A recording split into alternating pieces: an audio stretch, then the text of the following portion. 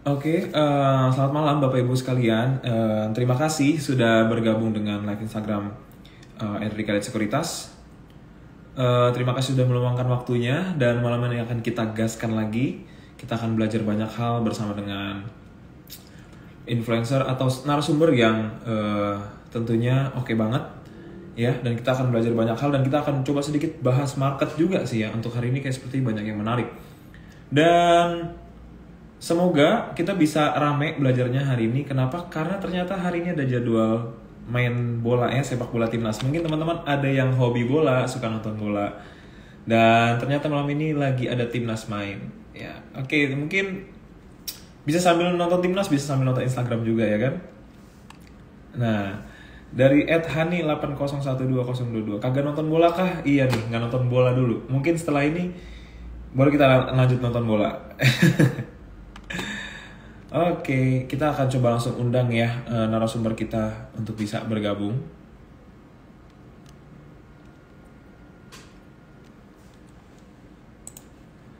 Hari ini kita kedatangan narasumber yang cukup oke dan luar biasa sekali. Udah lama nggak live Instagram bareng dengan Korio dari Galeri Saham ya.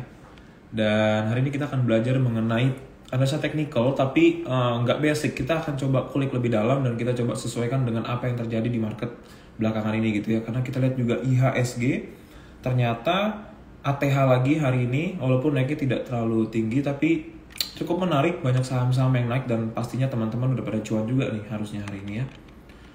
Nah, coba kita saya mengundang untuk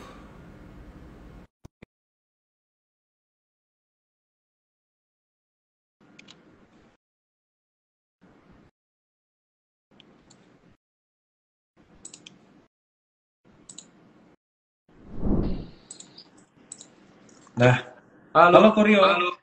halo Kevin. Halo, apa kabar kok? Baik. Ini pada nonton bola nih kayaknya. Iya nih. Korio nggak nonton? Nggak ngikutin. Nggak ngikutin ya? Nggak Nggak, hobi bola ya? Hobinya nggak apa kok? hobi.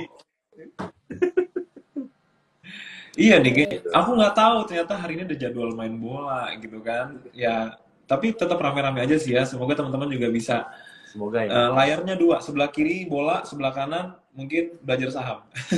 Kayak setup trading ya nanti. Multi display. Nah, sebelah kiri grafik, sebelah kanan order book. Ah, Nah, ah. kok apa kabar kok sehat-sehat kok ya? Baik, baik. Iya, Mantap. thank you Marketnya banget nih. mantap pula kan? Iya nih, aduh mantap banget nih. Pokoknya dari Agustus udah gacor terus Hmm. gitu. Nah, thank you banget Koryo udah mau join lagi di live Instagram Erdika. Tidak henti-hentinya terus memberikan edukasi nih Koryo bersama dengan tim untuk teman-teman audiens gitu ya, teman-teman follower baik di Galeri Saham ataupun Erdika Sekuritas. Lagi sibuk apa kok sekarang kok? Untuk Galeri Saham sendiri kayaknya adain event terus nih. Terdekat ada apa nih kok? Boleh diinfoin mungkin buat teman-teman. Iya, kita tuh ya kalau di Galeri Saham sih kita sibuk itu edukasi sih sebenarnya sih. Edukasi Ya, ya. sedikit edukasi. Kalau untuk yang kayak di klien-klien kita memang sibuk di komunitasnya, komunitas Hmm. member profit trader. Tapi kalau untuk keluar, kita memang sibuknya edukasi. Jadi kayak setiap bulan sekali pasti ada event. Nanti mungkin 2 minggu lagi kita bakal ada ini nih, 5 days challenge. Jadi 5 hari webinar, belajar bareng untuk portfolio makeover. Nah, itu juga ada. Nanti Oh, 2 minggu lagi, tanggal 23. offline atau online kok? Itu online. Online ya. Iya. Infonya bisa didapat di Instagram ya. Instagram bisa nanti kalau udah acara udah di publish itu pasti akan ada di Instagram. Mungkin sehari 2 hari ini sih ya bakal kita publish sih untuk acara tersebut. 5 hari Buat yang webinar. mau daftar, nanti bisa cek di mana?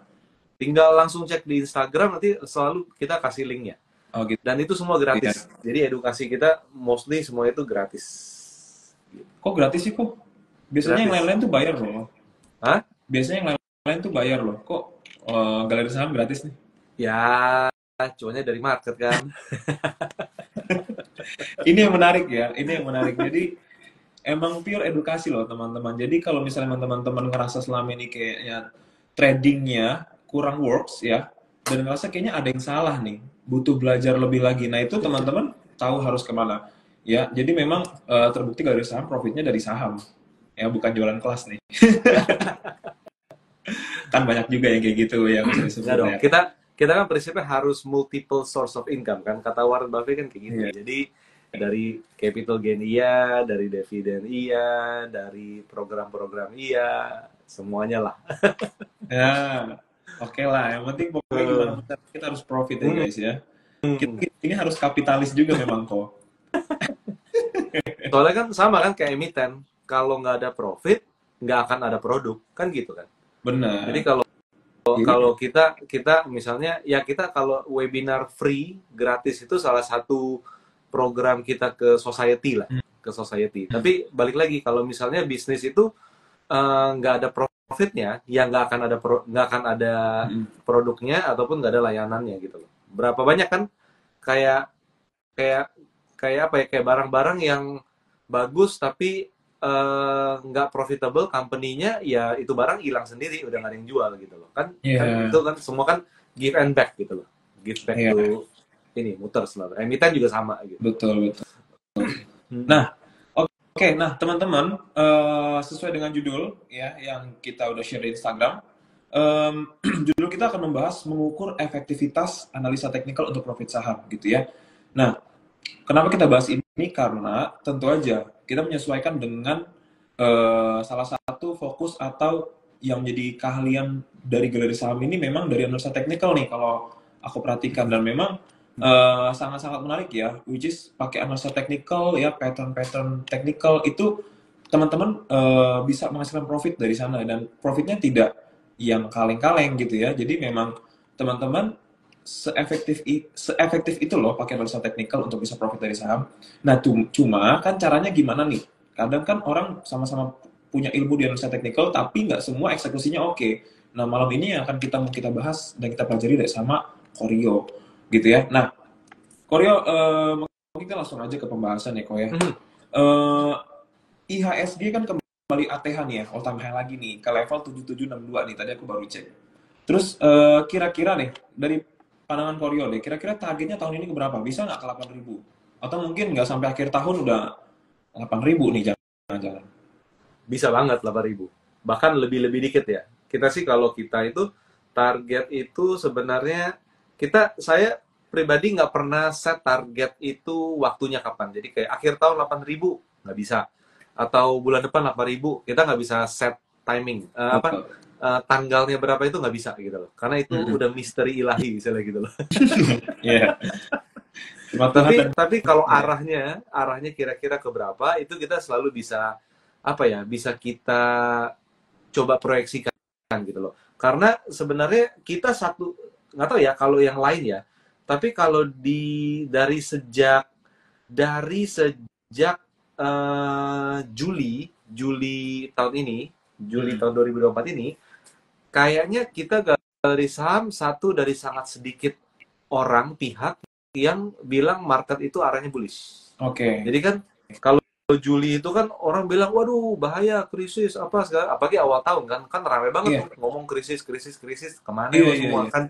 kan gitu ya, Iya. kan di sana.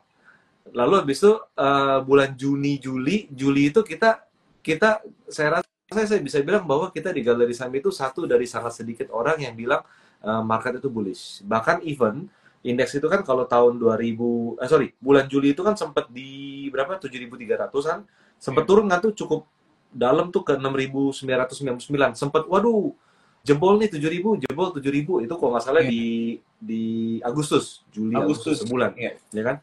Tapi kita tetap stick dengan kondisi bahwa market itu bullish di sana. Jadi pada dasarnya bullishnya ke berapa? Bullishnya target awal sebenarnya itu ada di 7.000 berapa ya? 7.700, tapi next itu 8.050. Jadi pada dasarnya kita masih stick dengan analisa dan proyeksi kita itu, indeks itu arahnya ke 8.050. Jadi walaupun indeks itu bullish, tapi kita nggak main upgrade IHSG naikin lagi jadi 8.200, naikin lagi jadi 8.500, enggak. Iya. Kita masih stick dengan 8.050 karena step by step kenaikannya tuh masih on track semua, Vin.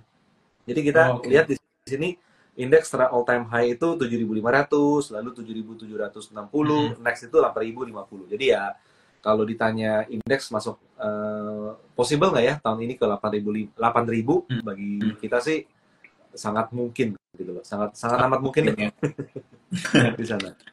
Oke, oke. Ini setidaknya ini memberikan semangat nih buat kita teman-temannya bahwa ternyata masih ada potensi nih. Sekarang ISG masih di 7.700-an. Berarti masih ada range cukup lebar nih. Kalau teman-teman mungkin masih mau masuk lagi, mungkin bisa ya, kok ya, bisa pertimbangan. Ya, masih bisa banget sih. Apalagi sebenarnya personally saya ngarep ada koreksi dulu. Oh. Biar Oke. biar orang yang mau buang barang, biar orang yang mau profit taking keluar dulu aja gitu loh. Keluar dulu aja. Tapi kalau naik terus ya it's okay It's gitu okay. loh. Tapi kalau ada koreksi dulu lebih bagus. Nah, kok kalau misalnya ISG udah tinggi begini nih ya, anyway kan juga nanti bulan September ini ya, yang Fed cut rate ya. Iya, iya. Nah, itu nanti kira-kira gimana kok kalau misalnya nanti memang terjadi cut rates ya dari the Fed, nanti untuk akhir tahun sendiri mungkin ada ini nggak sih, window dressing masih ada nggak ya kira-kira? Harusnya pasti ada sih. Bahkan gini kan Fed itu kan kita lihat kan arahnya itu kan antara 25 basis point sampai 50 basis point kan cut rate-nya. Dan dengan kondisi yang ada kemarin, data ekonomi kemarin, market cenderung menganggap 50 basis point itu pemotongan yang sangat sangat masuk akal. Walaupun tetap ya bisa cuma 25 basis poinnya. Cuma pada dasarnya poinnya sekarang setahun terakhir ini untuk ISG kan loyo banget kan capek banget ya, apalagi sampai bulan Juli kan. Itu kan loyo banget kan. Itu musuh kita apa sih? Musuh kita itu sebenarnya lebih menarik di luar sana daripada di Indonesia gitu loh. Daripada invest di Indonesia udah kena selisih kurs dan BI rate versus Fed rate itu yang tipis gitu ya kan. Nah jadi udahlah di Amerika aja misalnya, contohnya seperti itu. Jadi kan di Amerika misalnya berapa 5%, di Indonesia misalnya 6%, kan tipis banget gitu kan. Orang pasti milih dolar dong daripada rupiah gitu kan. Betul. Nah itu kan musuh kita bersama tuh kondisinya kan musuh kita bersama sepanjang tahun ini. Jadi kalau udah ada indikasi Fed itu akan turunin suku bunga dan masih akan terus berlanjut turun, jadi kan pelan-pelan turun gitu ya, turunnya pelan-pelan gitu, jangan kayak Carwe ya, turunnya ARB gitu. Saham FCA satu ini ya. Iya kan? Nah, nanti seperti itu ya pada dasarnya tinggal kita lihat, intinya adalah menjelang keputusan Fed turunin suku bunga, harusnya market itu bullish, karena kan financial market itu kan selalu nyolong start. Kita semua maunya nyolong start. Sebelum ada berita, sebelum ada fakta, orang akan masuk dulu. Tapi di sisi lain, dana foreign flow juga sama kan. Sebelum the Fed benar-benar suku bunga, benar-benar turunin suku bunga, ya gue pergi dulu dong gitu loh. Pergi dulu kemana nih? Siapa yang udah murah, gitu kan. Nah, mungkin salah satu Indonesia bisa dianggap cukup murah gitu loh. Karena ya udah setahun terakhir nggak kemana-mana. Bener. Kayak gitu sih, kurang lebih. Oke. Justru ini akan menarik ya ke depannya ya. Karena itu tadi sesuai dengan penjelasan Koryo bahwa spare-nya nih dari suku bunganya BI rate sama the Fed juga bakal jadi ini ya agak ngelebar ya. Jadi bagus juga buat kita punya ekonomi. Lebih bagus gitu loh. Oke, nah berarti ada juga sih yang bilang memang Indonesia sekarang justru malah jadi seksi-seksinya nih untuk money marketnya nih. Makanya mungkin asing banyak inflow juga ke market, benar juga gitu ya gue. Betul. Jadi itu salah satu faktor. Jadi musuh bersama kita adalah kondisi rate yang agak mirip-mirip antara Indonesia dengan Amerika. Inti itu sih. Dan Indonesia juga nggak mungkin dong tiba-tiba naikin suku bunga jadi 8% biar menarik dana masuk Indonesia, tapi kan nanti cicilan orang pada gagal bayar. Benar. Berat gitu juga. Iya. Nah, oke, berarti tadi ISG 8.000 masih oke. Terus untuk potensial untuk akhir tahun juga masih oke, teman-teman. Jadi kayaknya kita jangan justru malah jadi loyo nih. Kita harus lebih semangat lagi belajarnya karena potensinya cukup oke di market ya. Nah, mengenai hal tadi ya, jadi saya melihat bahwa yang menjadi penggerak marketnya, kok mungkin teman-teman juga memperhatikan gitu ya, yang aktif trading. Nah, penggerak market nih kayaknya lebih kepada saham-saham grup konglomerat nih. Hmm, Nah, mungkin hmm. teman-teman tahu lah siapa aja gitu ya, barang-barangnya apa aja gitu. Nah, sedangkan saham-saham blue chip seperti banking, ya, Astra, Telkom, dan lain-lain nih kayaknya masih belum kemana-mana gitu. Harganya masih ya di situ-situ aja lah gitu ya. Kira-kira masih ada peluang nggak sih untuk saham-saham blue chip ini gitu? Apakah mungkin secara pola grafiknya, teknikalnya ini udah cukup oke untuk kita masuk ke sana atau nanti dulu gitu kok? Masih, masih. Pada dasarnya kan kita perlu ingat sekarang di market itu gini sih.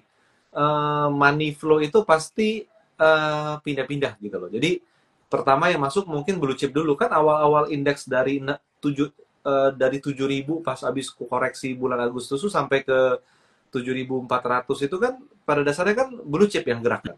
Blue chip Hmm, bukan bukan hanya brand kayak dulu kan cuma brand gitu kan. iya, Pas lagi sebelum Juli kan. Tapi kan itu kan BCA, BRI, Mandiri kan naik banyak gitu, naiknya iya. sekitar 20-30%. Dan mereka sekarang lagi sideways. Wajar gitu loh, lagi sideways pada banyak yang profit taking, kalau yang memang udah strateginya untuk profit taking gitu ya. Hmm, Walaupun money flow itu sebenarnya lebih lama sih, nggak cuma sekedar 2 bulan simpan gitu loh, bisa sampai 6 hmm, bulan ke atas gitu. iya. Tapi pada dasarnya mereka akan istirahat dulu dan pindah lagi. Mana nih yang lagi rame nih? Mana yang lagi menarik nih? Yang ada sentimennya segala macam.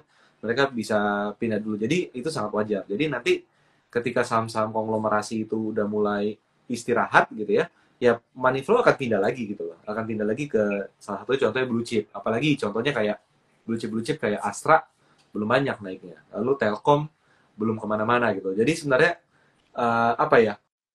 Uh, tinggal di dibakar bensinnya itu ya akan naik lagi. Cuma sekarang Hmm. memang fokusnya beda, fokusnya lagi ke rebalancing aja mungkin gitu loh. Jadi yang udah profit di Oh, oke. blue chip itu profit taking dulu, tapi mereka cari opportunity di tempat lain. Jadi nggak bisa sih kayak nggak sehat juga kalau market itu naik semua saham harus naik karena itu nanti jadi bubble takutnya gitu. Hmm. Oke, jadi memang Hmm. ada masing-masing ada waktunya ya, Ada ganti-gantian ya, apa naik sih namanya? Iya, dulu, ada siklusnya ya kok ya. iya, betul betul. Nah, ini kan teman-teman, cuman gimana caranya kita bisa tahu siklusnya nih ya kan? Nah, ini hari ini mungkin bulan-bulan ini sektor ini, bulan-bulan depan apa nih? Kita harus harus cari tahu nih.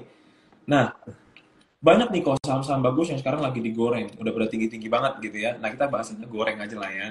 Nah, udah pada tinggi-tinggi gitu ya kan. Contohnya mungkin kita lihat yang baru-baru ini naiknya ada Pani ya, ada Brand juga grupnya Pak PP, Betul. tadi ada yang notice juga ya. Terus ada SSIA juga, tadi AMRT juga sempat ngebut hari ini ya kan.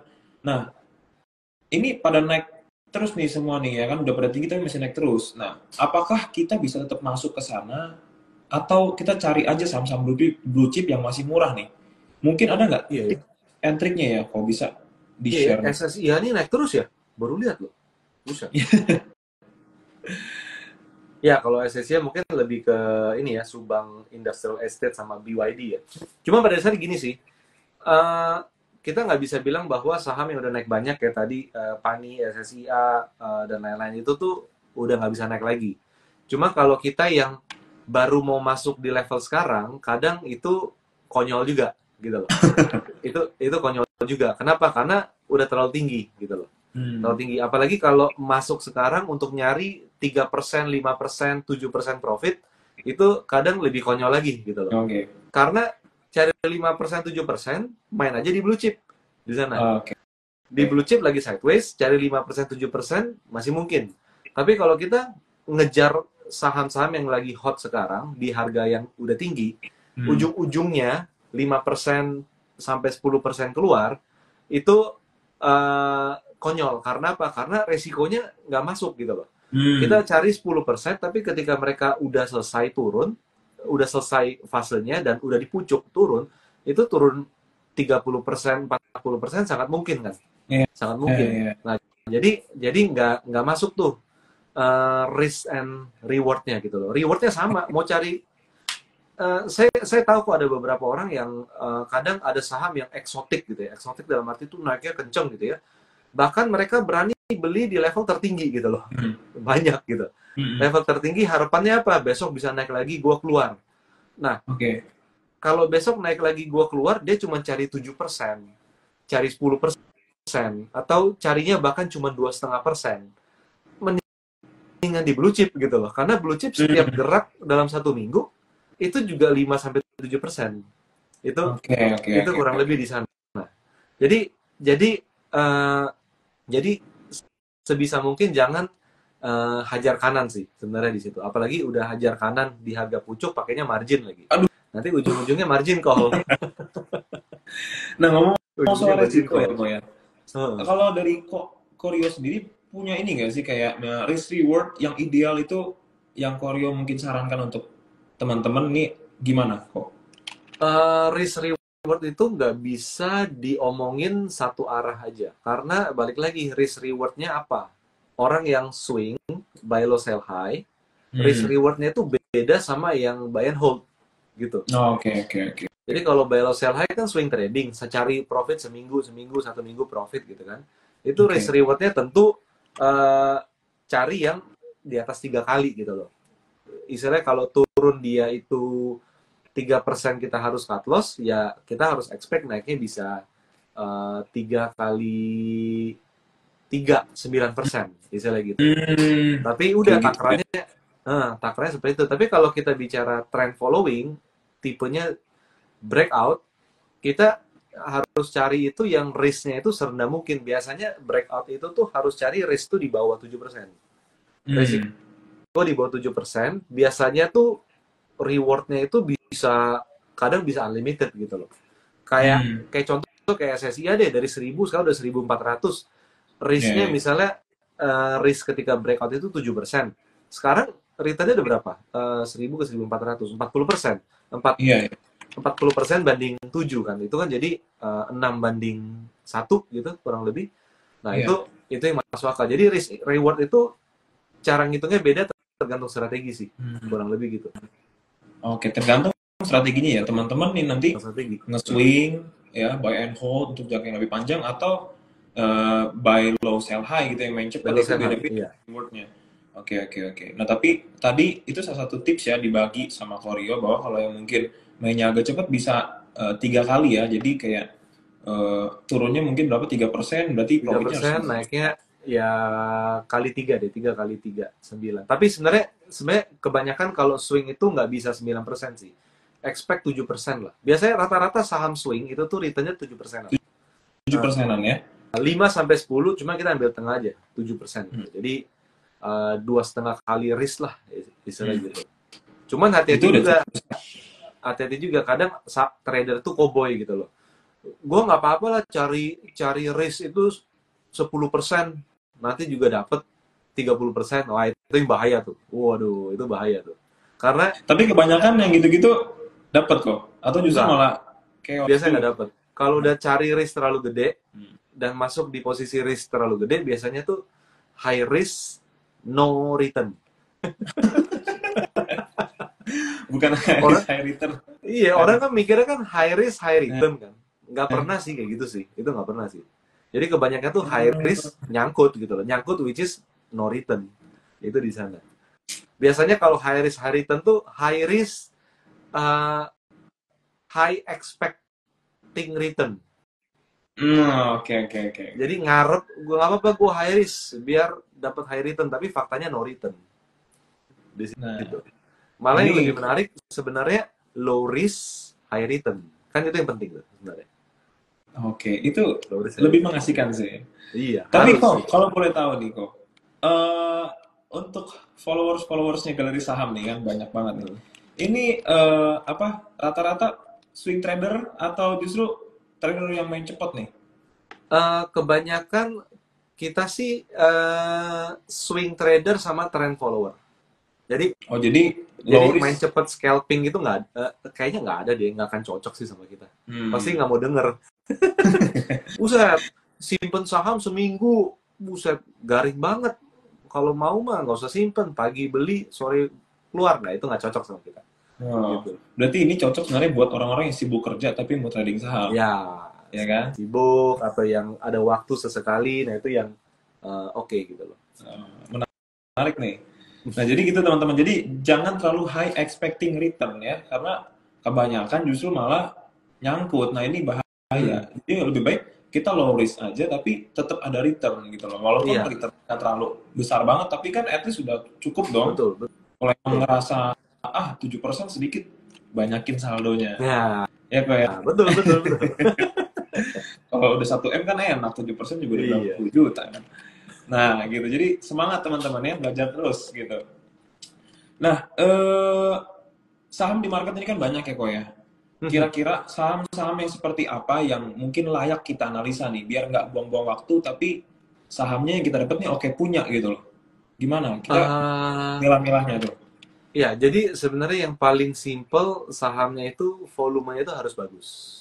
Jadi Oke. volumenya bukan volume bikinan dan volumenya itu ada market di sana. Jadi bukan volume pihak-pihak tertentu gitu loh. Jadi biasanya itu volume tiap hari itu saham wajib ada volume gitu loh. Selalu ada volume Hmm. transaksi tiap hari.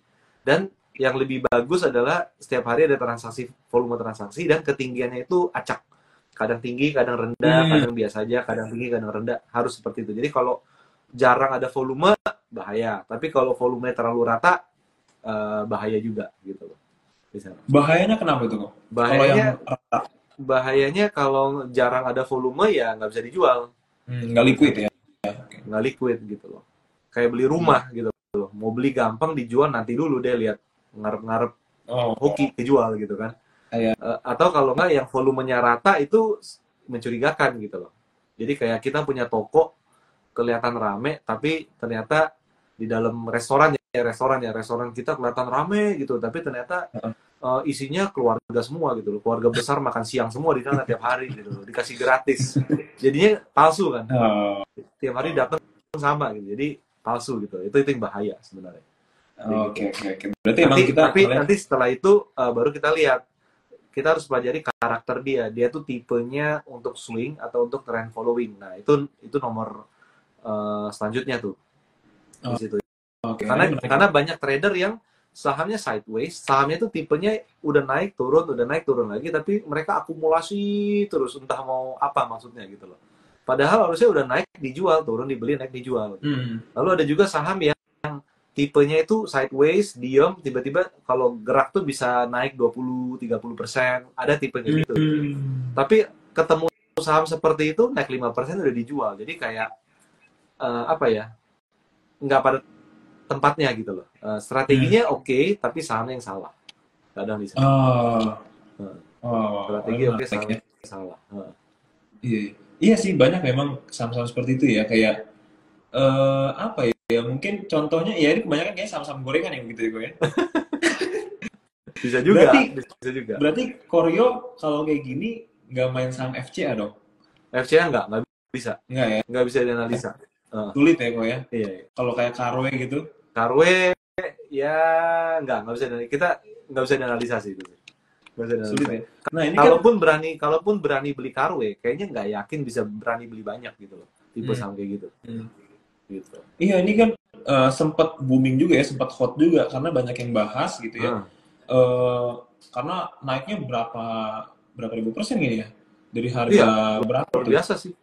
Nah Karwe, ini kan iya isunya kan memang kayaknya mau backdoor listing lah, ada iya. mau akuisisi lah. Ini mungkin ada pendapat tersendiri nggak? Kalau mungkin teman-teman di sini mungkin ada yang beli saham-saham FCA yang naik-naik kayak gini kan banyak juga ya dengan Hmm, isu-isu backdoor listing, isu-isu akuisisi, iya. merger gitu ya. Ini gimana? Kalau mungkin ada saran buat teman-teman, apakah saham-saham seperti itu lebih baik dihindari atau boleh mungkin beli gitu?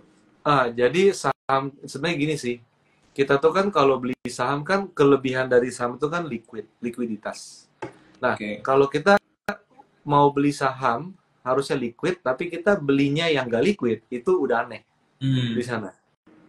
Orang bilang, gue nggak mau invest di properti, beli rumah 1 M, dijual entah kapan, bisa 3 tahun baru laku.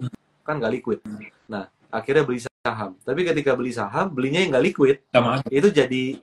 itu jadi apa ya? Jadi kontradiktif banget gitu loh. Hmm. Jadi aneh gitu loh. Nah, itu yang pertama. Jadi pastikan beli saham itu harus gampang dibeli, gampang dijual. Yang Oke. kedua, mengenai berita, kita harus tahu dulu nih, itu berita datangnya dari mana sumbernya di sana. Oke. Jangan-jangan tuh berita datang dari orang yang pengen ngerek harganya Ah, di sana. dan kita tergiur, kita ikutan. Kita jadi kaki tangannya di sana. Udah jadi kaki tangan, lalu abis itu dianya buang barang, kitanya yang margin call. Kejebak dong ya. Iya kan? Iya. Jadi kaki tangan. Kita udah jadi kaki tangan pas naik, lalu habis itu ketika koreksi kita jadi margin call gitu loh. Jadi kan nggak lucu gitu. Dan mau jual nggak bisa. Kenapa nggak bisa? Yaitu sama kayak teman-teman beli rumah yang harganya 1M, dibeli 3M di situ. Kan jadi nggak masuk akal gitu loh. Kalau rumah mending kita bisa tinggal di sana. Kalau beli saham gimana? Mau dibikin jadi warkat dan jadi handuk? kan nggak masuk akal gitu loh. Nah itu dia. Jadi pertama itu lebih ke likuiditas. Yang kedua kita harus benar tahu cerita ini tuh datang dari mana. Gitu. Kalaupun itu cuma rumor, tapi selama sahamnya liquid, kita bisa gampang keluar. Tapi kalau rumor bisa jadi benar, bisa jadi enggak. Tapi kalau sahamnya jelas nggak liquid, ya kita ya mungkin trading saham cuma buat seru-seruan gitu loh. Jadi kalau udah buat seru-seruan, rugi ya jangan marah. Oke, karena buat seru-seruan gitu loh. Buat seru-seruan. Buat seru-seruan. Jadi kalau untuk seru-seruan tuh kan, gua untung nggak apa-apa, gua rugi ya kan seru gitu loh. Jadi cacing-cacing naga-naga, misalnya gitu. Jadi kalau udah kayak gitu, no komplain gitu loh. Iya. Cuma kalau tujuannya buat nyari profit di saham, apalagi trading for living, itu beda lagi strateginya. Itu nggak boleh. Beli saham kayak FCA itu trading for living, beli saham yang likuiditasnya kayak properti, yang nggak liquid, yang kita nggak tahu harganya di berapa. Ya mendingan jadi broker properti deh sekalian. Iya. Iya kan? Makanya. Itu di sana. Gitu. Jadi ini Koryo memberikan penjelasan mengenai resiko-resikonya teman-teman ya.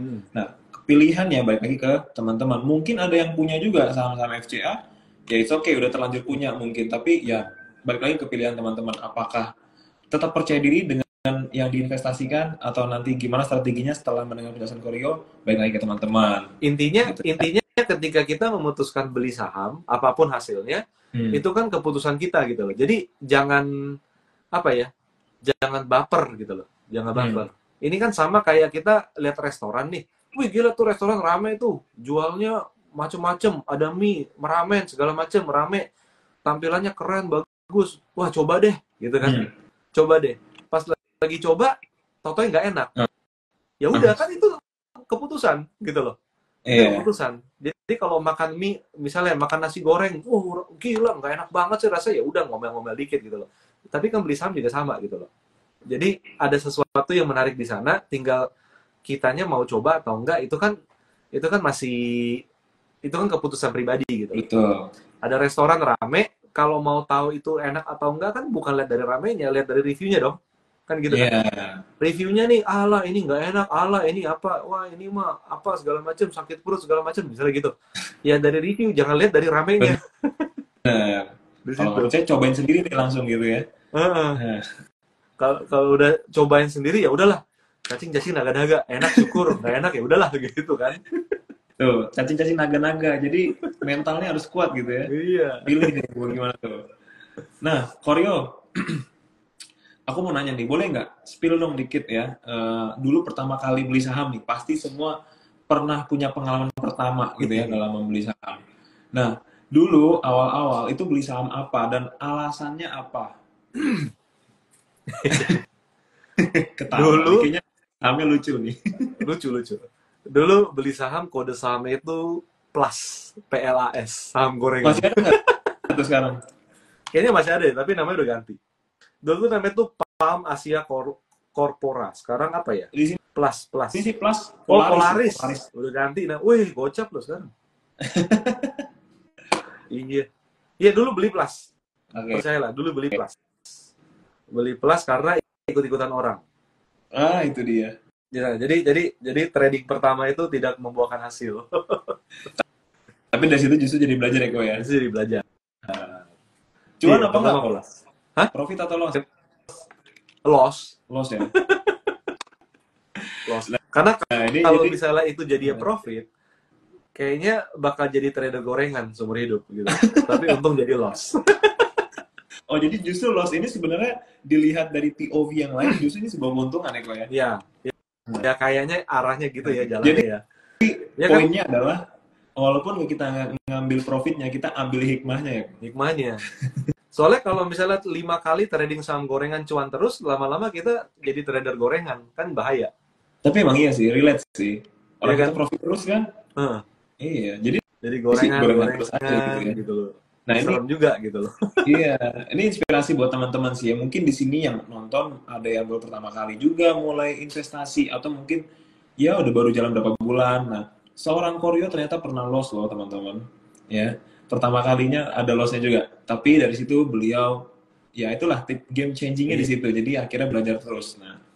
Nah, ini udah banyak pertanyaan juga nih ya. Nanti mungkin kita akan jawab pertanyaan-pertanyaan ini di akhir-akhir lah ya teman-teman ya. Jadi yang mau bertanya silakan bertanya.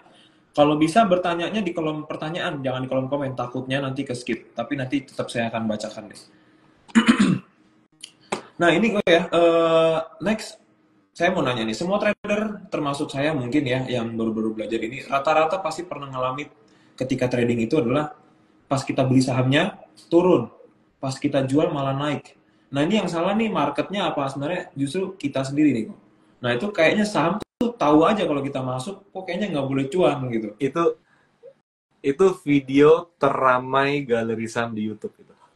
Nah, Saham dibeli, turun, dijual, naik. Kayaknya gue banget gitu ya. Itu video kayaknya teramai relate gitu. loh kok. Nah ini Hah? mungkin bisa jelasin dikit deh, kenapa bisa bisa gitu dan apa sih sebenarnya yang kejadian tuh di mana sih?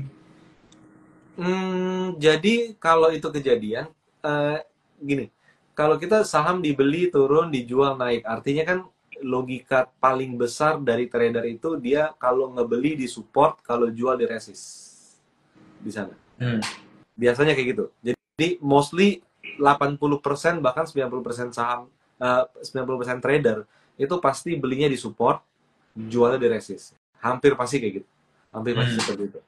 Cuman ketika mereka jual di resist, ternyata sahamnya breakout dan terbang Oh, gitu. Dan ketika orang itu belinya di support, ternyata sahamnya jebol support dan bearish. Itu biasanya kejadian tuh seperti itu oke. di sana. Tapi lain cerita ya sama saham dibeli turun karena beli di pucuk ya. Kok itu udah lain cerita gitu. Hmm. Oke. Udah arah 3 hari dibeli turun ya Keterlaluan itu sih. mah ya memang memang dia nggak niat analisa aja, pokoknya udahlah beli aja lah, beli FOMO gitu. Kalau itu beda konteks. Tapi kalau kalau bicara saham dibeli turun karena beli di support, endingnya break support, dijual naik karena jual di resist, endingnya break resist. Jadi Oke. kesalahan yang terjadi adalah eh, ketika dia melakukan penjualan, dia tidak aware dengan saham tersebut sudah mulai berada di fase awal potensi bullish. Hmm. Nah, kalau beli juga, beli di support, wah nih, lihat nih, supportnya 1000. Dulu 3 bulan yang lalu di 1000 mantul. 2 bulan yang lalu 1000 mantul. Bulan kemarin di level 1000 Hmm. mantul. Sekarang 1000 lagi nih, gue beli. Tapi dia lupa support yang udah support yang jadi gini, teorinya itu kan hubungkan titik-titik terendah jadilah support. Oke. Ya. Tapi kan teori itu nggak bilang titik terendahnya berapa kali akan mantul berapa kali, kan nggak bilang, Iya, betul, ya betul, kan? betul. Dia menganggap karena udah 4 kali di titik support 1000, dia anggap itu pintar juga sih teorinya, nggak perlu disclaimer tapi dibikin menggantung aja Benar, benar, benar. Nah di iya, situ. itu gimana ya? Berarti biar kita jangan sampai ngalamin hal itu, kita perlu tahu apanya nih? Apa yang kita harus concern di sana? Jadi Polanya ya berarti. kita perlu tahu tren. Jadi ketika kita beli di support yang udah kesekian kalinya mantul, trennya itu masih sideways atau ternyata udah mulai melemah, mulai turun. Hmm. Nah, itu yang penting gitu loh. Oke. Ketika di resist juga dia jual di resisten 2000 misalnya. Udah jual di 2000 koreksi. Jadi kayak 2 bulan yang lalu tuh 2000 koreksi. Sebulan yang lalu 2000 koreksi. Sekarang 2000 nih. Pasti koreksi deh. Belum tentu gitu loh. Karena Hmm. bisa jadi ketika sekarang itu di 2000, itu trennya udah mengarah, udah mau mulai naik gitu loh. Nah, itu yang apa? Itu yang bikin kejadian itu terjadi gitu loh. Dibeli, turun, dijual, naik. Hmm. Salah Oke. satu indikator yang bisa membantu melihat tren itu ya moving average. Kan kan grafik itu kan jalannya kan ke kanan ya. Kan selalu Betul. ke kanan kan. Makin lama makin kanan. Jadi kalau tadinya di awal itu dia di bawah MA, tapi kan makin ke kanan bisa jadi udah di atas MA. MA-nya Iya. turun, harganya flat gitu loh, harganya flat. Hmm. Tapi lama-lama MA-nya turun, kan gitu. Nah itu Oke. udah beda konteks. Itu Itu udah, artinya downtrend udah atau gimana, Bang? beda konteks kan. Kalau di bawah MA koreksi, tapi kalau udah di atas MA kan cenderung bisa naik di situ. Oke. Otomatis kan VWAP-nya kan jadi rendah gitu loh. VWAP-nya jadi rendah. Kalau VWAP rendah, otomatis MA juga turun kan. Kan moving average, merata-rata harga di situ. Harga Hmm. misalnya dari 5.000 turun ke 2.000, itu kan VWAP-nya mungkin di 3.000 misalnya gitu loh, 3.500. Hmm. Tapi karena dia udah kelamaan di 2.000, kan lama-lama VWAP itu kan jadi mendekati 2.000 kan. Iya, Mendekati iya. 2.000. Kan prinsip itu kan juga terjadi sama dengan moving average. Pas lagi turun, MA-nya pasti di atas. Tapi lama-lama ketika harga udah flat, MA-nya pasti turun. Iya. Bisa. Jadi grafiknya sama MA-nya jadi dempet gitu ya? Udah dempet, iya. Jadi dempet, dan bisa jadi MA-nya makin turun. Karena dia kelamaan sideways. Nah, kelamaan sideways itu dilihat sama trader, oh ini support nih, pasti kuat, pasti kuat. Atau ini resist nih, pasti ini, gitu loh. Iya. Nah, itu yang bikin jadi, apa ya, eh periode sideways-nya udah kelar, kita baru masuk. Ternyata sideways-nya bearish Ah, di situ. Kalau enggak, periode sideways-nya udah kelar, kita tektok, udah jual di resist, taunya dia breakout. Biasanya sih gitu sih. hmm. Oke, jadi emang indikator moving average ini sangat krusial banget ya, kok ya. Jadi emang penting banget bisa kita pakai ya. Ya, simple banget, tapi kalau simple banget, tapi kalau dipahamin ya itu sangat cukup gitu loh Hmm. untuk tren gitu loh. Oke. Nah ini kita mungkin coba jawabin pertanyaan teman-teman ya. Udah banyak nih. Kita coba jawab dari Ed Ferryhang ya. Ini nanyain saham sih kok. Jadi mungkin Mhm. kalau boleh dibahas sedikit nih. Ada saham AALI Om Rio target major ke 8.000. Nah ini gimana? Wih, Tuh. target major 8.000 nih sebuah informasi atau sebuah pertanyaan nih? Nah. Harus Iya ditanya juga ya. dulu nih. Jangan-jangan bukan bertanya tapi Informasi. eh, kasih info, nggak tahu info apa gitu loh. Tapi jangan sampai ntar kita beli atau Om Ferryhang malah jualan ya. Jangan Om ya. Tapi pada dasarnya Ali lagi di area swing high lah. Swing high-nya 6.700. Jadi koreksi sehari 2 hari kemarin itu memang wajar karena berada di area resisten swing ya. Jadi ya let's see ya, kalau dia bisa stay di atas 6.700 ya bisa ada potensi gitu loh untuk kembali rally. Tapi kalau dia belum bisa ke atas 6.700 ya mungkin masih akan cenderung sideways dulu. Oke. Ini emiten-emiten CPO memang kayaknya belakangan lagi Ya, mulai bergerak ya kelihatannya. betul. Nah ini ada yang tanya juga. Kan? Ada yang nanya juga untuk saham ASRI gimana Korio? Alam Sutra. Asri. Sebentar. Asri. Wah, Asri sih ya kalau udah punya oke lah simpen. Tapi kalau baru mau beli, balik lagi. Kalau udah beli, kalau ujung-ujungnya 5%, 10% dijual, mendingan cari saham blue chip untuk swing aja Ya, oke. di sana. Tapi kalau Nggak, saham nggak, ini bisa nggak, nggak dibilang masuk. Risk and rewardnya benar-benar udah nggak masuk. nggak masuk ya secara reasonable. Nggak masuk. Tapi kalau untuk polanya sendiri kok, apakah ini bisa dibilang bullish pattern atau enggak nih? Dia pada dasarnya dari sejak harga 140 itu bullish pattern udah. Tapi dengan harga sekarang 260 itu udah nggak ada pattern, itu cuman udah uptrend aja. Jadi no pattern at all gitu loh. Jadi harga sekarang adalah impact dari bullish pattern di harga 140. Kurang lebih Oke. seperti itu. Ini kayak Asri juga. Ini Asri. Orang yang trading Asri akan kemungkinan besar jual Asri itu di 146. Kenapa? Pasti karena ini resist gitu loh. Ya kan? Kalau melihat dari cara apapun deh, trader-trader yang mantau Asri, misalnya dia belinya tuh di berapa? 120, 130 misalnya, di 130. Ini pasti dia akan jualnya tuh di resist gitu loh. Jual di resist 146. Nah, ini salah satu contoh nih, dijual naik. Karena apa? Karena pas dijual itu dia breakout dan setupnya bullish pattern. Nah, kadang ini kan yang nggak aware gitu. Menarik ya. Iya. Jadi justru ini pasti banyak kejadian. Nggak tahu deh teman-teman yang nonton live ini pernah punya Asri nggak di bawah dan ada nggak yang jualnya di 146? Rasanya pasti ada pengalaman.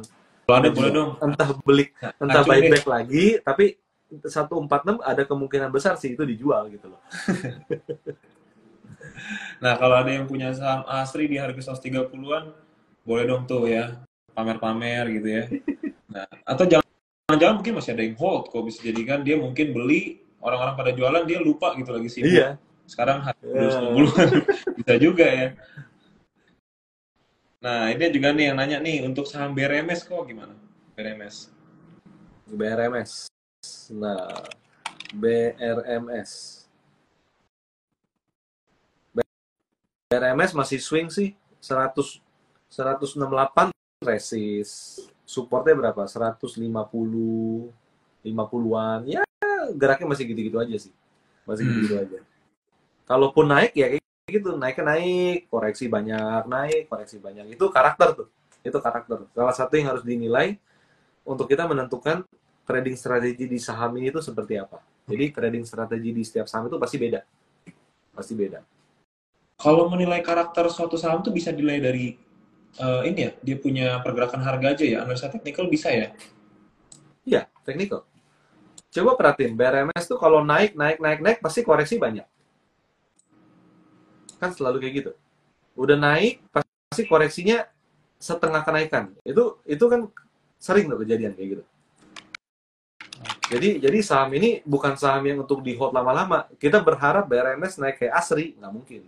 Karakternya beda. Di situ Asri. Kita tadi Ali berharap naiknya kayak Asri, nggak mungkin. Karena karakternya masih beda. Beda ya. Karakter beda. Dari harga juga udah beda nih kok. Yang ini agak lebih mahal nih. Iya.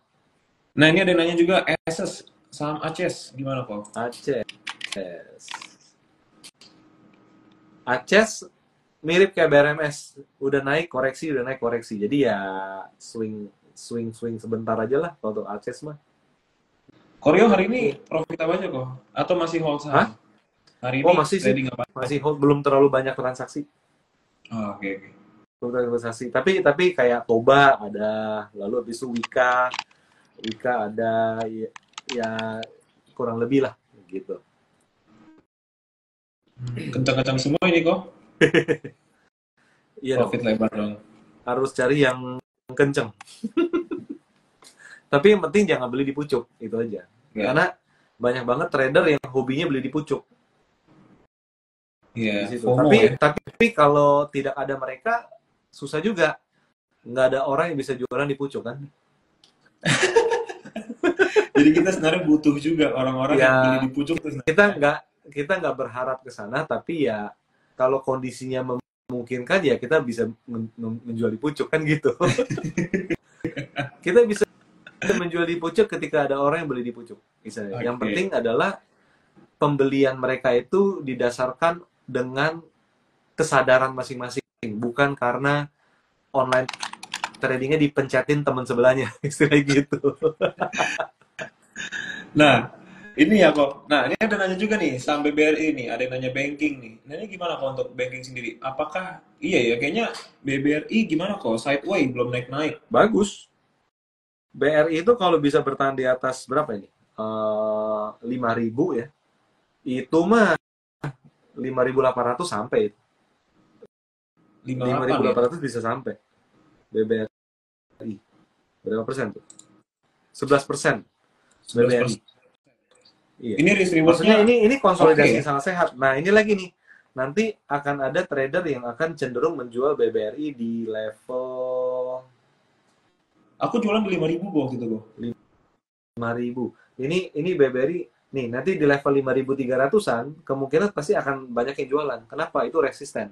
Tapi nanti Ah, coba dilihat ketika dijual di 5.300 dijual naik nggak? Karena setupnya bullish pattern kayak gitu. ah. Dia dibilang bullish pattern karena kenapa nih, kok? Bikin penan kan, udah naik lalu sideways. Naik dari 4.600 naik lalu sideways. Kan kayak penan tuh. Oh, Kayak oke. flag Berarti patah, kita, kayak nah, penan gitu. untuk kayak gini, apakah udah boleh, katakanlah kita udah siap cash nih mau beli, nungguin BBRI kapan belinya gitu ya. Nah ini apakah setup seperti ini udah oke untuk masuk atau gimana Tunggu nih, kok? breakout. Tunggu breakout. Kalau saham bullish itu tuh strategi beli breakout aja. Di Hmm, situ. Tunggu breakout. Ini kayak gini nih. Ini kan kelihatan nih. Nah, itu kan ada area merah. oke, Itu area resisten lama yang diuji sebagai support. Jadi oke. kondisi ini sangat bagus nih untuk BBRI. Let's see aja. Nah, ini kalau ini tuh kita punya sistem sendiri nih. Ini profit trader modul di sini. Jadi Oke, di ini trading view nongol nih indikator-indikator ini nongol semua. Sebentar. Indikator ini nongol semua nih kayak gini. Jadi kayak ada indikator trennya, lalu level breakout di berapa, ini ada semua.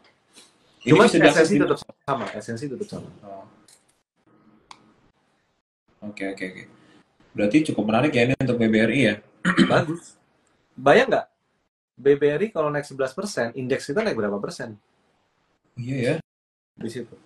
BBRI biasanya saham blue chip itu naik itu 2 sampai 3 kali indeks. Jadi kalau kalau blue chip rata-rata naik, let's say dia 12% deh BRI deh. 12%, 12 bagi 3 berapa? Indeks naik 4%. Indeks naik 4% berapa? Eh composite. Indeks naik naik 4% ya misalnya dengan atau tanpa koreksi ya. Indeks itu sekarang kan 7.750-an.